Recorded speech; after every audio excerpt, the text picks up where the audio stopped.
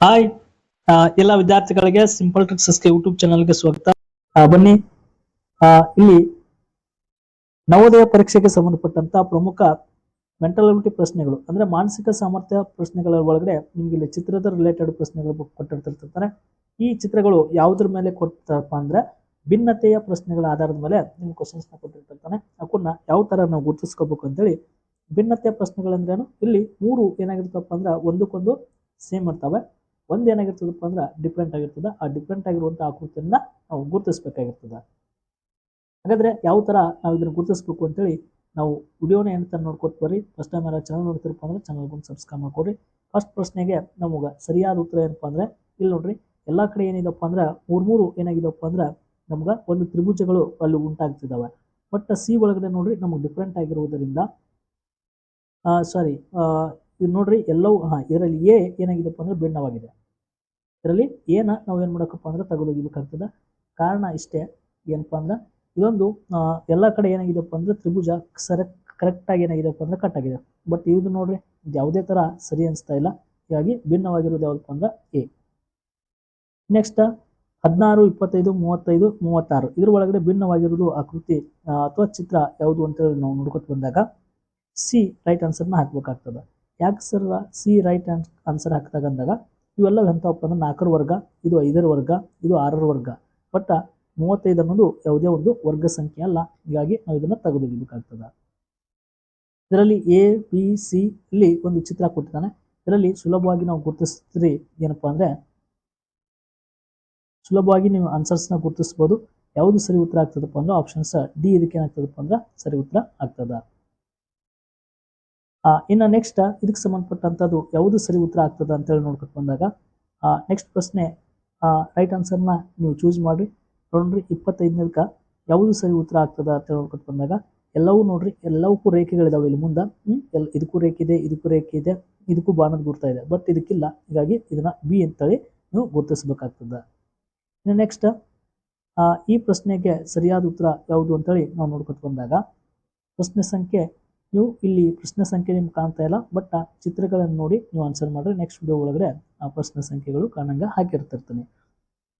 ಇದಾಗ ಸರಿಯಾದ ಉತ್ತರ ಯಾವುದು ಆಗ್ತದೆ ಅಂತ ನೋಡ್ಕೊತ ಬಂದಾಗ ಬಾಣದ ಗುರುತುಗಳನ್ನ ನೋಡ್ರಿ, ಜೊತೆಗೆ ಕಟ್ಟುಗಳು ನೋಡ್ರಿ. 1, 2 ಇದೆ, ಇಲ್ಲಿ 1, 2 ಕಟ್ಟಿದೆ, ಇಲ್ಲಿ 1, 2 ಇದೆ. ಬಟ್ ಇಲ್ಲಿ 1, 2 ಇದಾವ.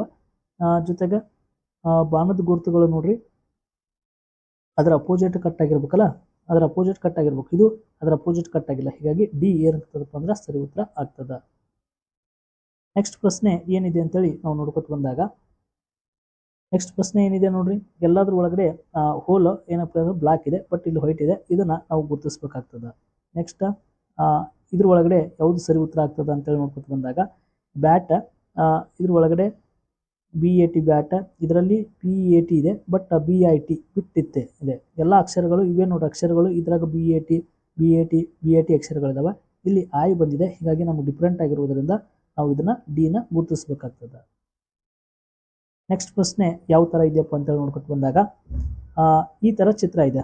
ಒಂದು ವೃತ್ತವನ್ನ ಅರ್ಧ ಮಾಡಿದ್ದಾರೆ, ನೆಕ್ಸ್ಟ್ ಚೌಕವನ್ನ ಅರ್ಧ ಮಾಡಿದ್ದಾರೆ, ಪಂಚಭುಜಾಕೃತಿಯನ್ನ ಅರ್ಧ ಮಾಡಿದ್ದಾರೆ. ಇಲ್ಲಿ ನೆಕ್ಸ್ಟ್ ಷಟ್ಭುಜಾಕೃತಿ ಏನೋ ಇದೆ, ಅದನ್ನ ಅರ್ಧ ಮಾಡಿದಾಗ ಇದರಲ್ಲಿ ಯಾವುದು ಸರಿಯಾಗಿ ಕಟ್ ಆಗಿದೆ ಅಂತ ಹೇಳಿ ನೋಡ್ಕೊತ ಬಂದಾಗ ನಮ್ಗೆ ಸರಿಯಾದ ಉತ್ತರ ನಾವು ಯಾವುದನ್ನು ಗುರುತಿಸ್ಬೇಕಿದ್ರಾಗ ಸಿ ನ ಗುರುತಿಸ್ಬೇಕಾಗ್ತದೆ. ಸಿ ಯಾಕಪ್ಪ ಅಂದ್ರೆ ಇವು ಎಲ್ಲವೂ ಅರ್ಧ ಕಟ್ ಆಗಿದಾವೆ, ಅರ್ಧ ಮಾಡಿದ್ದಾರೆ, ಬಟ್ ಇದು ಅರ್ಧ ಅನ್ಸಂಗಿಲ್ಲ. ಹಾಗಾಗಿ ಸಿ ಇದಕ್ಕೆ ಸರಿ ಉತ್ತರ ಆಗ್ತದೆ. ಇನ್ನ ನೆಕ್ಸ್ಟ್ ಪ್ರಶ್ನೆ ಯಾವುದು ಆಗ್ತದೆ ಅಂತ ನೋಡ್ಕೊತ ಬಂದಾಗ ಇಲ್ಲಿ ನೋಡ್ರಿ, ಈ ಆಕೃತಿ ಒಳಗಡೆ ಡಿಫ್ರೆಂಟ್ ಆಗಿರೋದು ಯಾವ್ದಪ್ಪ ಅಂದ್ರೆ ಆವೃತ ಆಕೃತಿ, ಮುಚ್ಚಿದ ಆಕೃತಿ ಅಂತ ಕರಿತೀವಿ ನಾವು. ಹಾಗಾದ್ರೆ ಇದು ಅನಾವೃತ ಅಂತ ಕರಿತೀವಿ. ಹೀಗಾಗಿ ಡಿ ಸರಿ ಉತ್ತರ ಆಗ್ತದೆ. ನೆಕ್ಸ್ಟ್ ಈ ಪ್ರಶ್ನೆಗಳಿಗೆ ಸಂಬಂಧಿಸಿದಂತೆ ಯಾವುದು ಸರಿ ಉತ್ತರ ಆಗ್ತದೆ 31ನೇ ಪ್ರಶ್ನೆ ಇದು. ಇದರಲ್ಲಿ ಯಾವುದು ಸರಿ ಉತ್ತರ ಆಗ್ತದೆ ಅಂತ ನೋಡ್ಕೊತ ಬಂದಾಗ ಎಲ್ಲವೂ ಏನಪ್ಪಾ ಅಂದ್ರೆ ಅದರಲ್ಲಿಂದ ಅವೇ ಆಕೃತಿಗಳು ರಚನೆ ಆಗಿದಾವೆ. ಹೀಗಾಗಿ ಇದು ಏನಾಗಿದೆಪ್ಪ ಅಂದ್ರೆ ಹೊರಗಡೆ ಇರೋದ್ರಿಂದ ಇದಕ್ಕೆ ಎ ಸರಿ ಉತ್ತರ ಆಗ್ತದ. ಓಕೆ, ಇನ್ನು ನೆಕ್ಸ್ಟ್ ಪ್ರಶ್ನೆ AFOZ ಅಂತಿದೆ.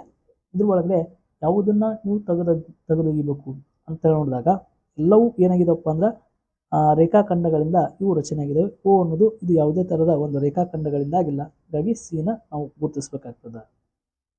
ನೆಕ್ಸ್ಟ್ ಪ್ರಶ್ನೆ ಇದು ಈ ತರ ಇದೆ. ಇದರಲ್ಲಿ ಯಾವುದು ಸರಿ ಉತ್ತರ ಆಗ್ತದೆ ಅಂತೇಳಿ ನಾವು ನೋಡ್ಕೊತ ಬಂದಾಗ ಸರಿಯಾದ ಉತ್ತರ ಯಾವುದನ್ನು ಗುರುತಿಸ್ತೀರಿ ಇದ್ರಾಗ ಇಲ್ಲಿ ನೋಡ್ರಿ ತ್ರಿಭುಜ ಇದಾವೆ. ಅವೇ ಆಕೃತಿಗಳು ಏನಾಗಿದಪ್ಪ ಅಂದ್ರೆ ಎಲ್ಲವೂ ಡಿಫ್ರೆಂಟ್ ಆಗಿ ನಮ್ಗೆ ಅದಾವೆ. ಇವು ಮೂರು ಒಟ್ಟು ಕೂಡೇ ಬಿಟ್ಟಾವೆ. ಈ ಎಲ್ಲ ಚಿತ್ರದಲ್ಲಿ ಎರಡೆರಡು ಆಕೃತಿಗಳು ಕೂಡಿದ್ರೆ ಈ ಆಕೃತಿ ಒಳಗಡೆ ಮೂರು ಚಿತ್ರಗಳು ಕೂಡಿದಾವೆ. ಹೀಗಾಗಿ ಇದು ಡಿಫ್ರೆಂಟ್ ಅನಿಸ್ತದೆ. ಇನ್ನು ನೆಕ್ಸ್ಟ್ ಇದ್ರ ಒಳಗಡೆ ಯಾವುದು ಸರಿ ಉತ್ತರ ಆಗ್ತದ ಅಂತೇಳಿ ನಾವು ನೋಡ್ಕೊತ ಬಂದಾಗ ಯಾವುದು ಸರಿ ಉತ್ತರ ಆಗ್ತದ ಸರಿಯಾಗಿ ಅಬ್ಸರ್ವ್ ಮಾಡ್ರಿ. ಎಲ್ಲವೂ ಒಂದೇ ಸೈಡ್ ಇವೇನಿದಪ್ಪ ಅಂದ್ರೆ ಡಾಟ್ಗಳಿದಾವೆ. ಇದು ಈ ಸೈಡ್ ಇದೆ. ಹೀಗಾಗಿ ಇದು ಬಿ ಏನಾಗ್ತದಪ್ಪ ಅಂದ್ರೆ ಸರಿ ಉತ್ತರ ಆಗ್ತದ. ಓಕೆ, ಇನ್ನು ನೆಕ್ಸ್ಟ್ ಇದಕ್ಕೆ ಸರಿಯಾದ ಉತ್ತರ ಯಾವುದಾಗ್ತದ ಅಂತೇಳಿ ನಾವು ನೋಡ್ಕೊತ ಬಂದಾಗ ನೀವು ಯಾವುದನ್ನು ಚೂಸ್ ಮಾಡ್ಬೇಕೀಗ. ಇಲ್ಲಿ ನೋಡ್ರಿ, ಕರ್ಣಗಳು ಇಲ್ಲಿ ಇದಾವೆ ಮತ್ತು ಸಮಭಾಗಗಳಾಗಿ ಕಟ್ಟಾಗಿದ್ದಾವೆ. ಇದು ಎಲ್ಲವೂ ಸಮಭಾಗಗಳಾಗಿ ಕಟ್ಟಾಗಿದ್ದಾವೆ. ಬಟ್ ಇದು ಸಮಭಾಗ ಅನಿಸ್ತಾ ಇಲ್ಲ. ಇದಕ್ಕೆ ಏನಾಗ್ತದಪ್ಪ ಅಂದ್ರೆ ಸರಿ ಉತ್ತರ ಆಗ್ತದ.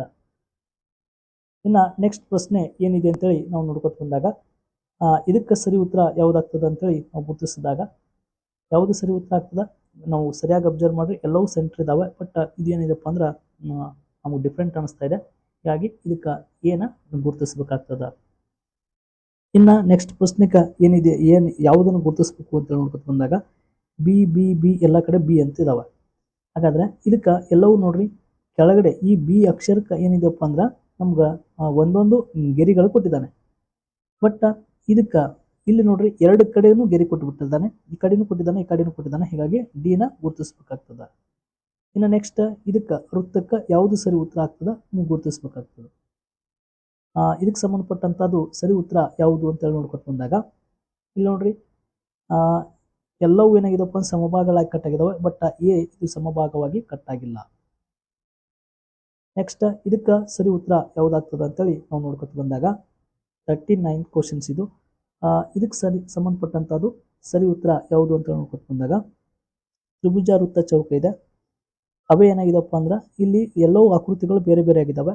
ಮೂರು ಆಕೃತಿಗಳಿದಾವೆ. ಬಟ್ ಇಲ್ಲಿ ತ್ರಿಭುಜ ಇಲ್ಲೇ ಇಲ್ಲ. ಹೀಗಾಗಿ ಏನಾಗ್ತದಪ್ಪ ಅಂದ್ರೆ ಡಿ ನಮ್ಗೆ ಸರಿ ಉತ್ತರ ಆಗ್ತದ. ನೆಕ್ಸ್ಟ್ ಪ್ರಶ್ನೆ ಇದಕ್ಕೆ ಸಂಬಂಧಪಟ್ಟಂಥದ್ದು ಯಾವುದು ಸರಿ ಉತ್ತರ ಆಗ್ತದೆ ಅಂತ ನೋಡ್ಕೊತ ಬಂದಾಗ ನೋಡ್ರಿ ಇಲ್ಲಿ ತ್ರಿಭುಜ ಇದೆ. ಎಲ್ಲವೂ ಏನಾಗಿದಪ್ಪ ಅಂದ್ರೆ ಸಮಭಾಗ ಕಟ್ ಆಗಿದಾವೆ. ಬಟ್ ಇದು ಸಿ ಏನಾಗಿಲ್ಲಪ್ಪ ಅಂದ್ರೆ ಸಮಭಾಗ ಕಟ್ ಆಗಿಲ್ಲ. ನೋಡ್ರಿ ಇಂಥ ಕ್ವಶನ್ಸ್ಗಳು ಮತ್ತೆ ರಿಪೀಟ್ ಆಗಿ ಏನಾಗ್ತಿರ್ತಪ್ಪ ಅಂದ್ರೆ ಬರ್ತಿರ್ತಿರ್ತವೆ.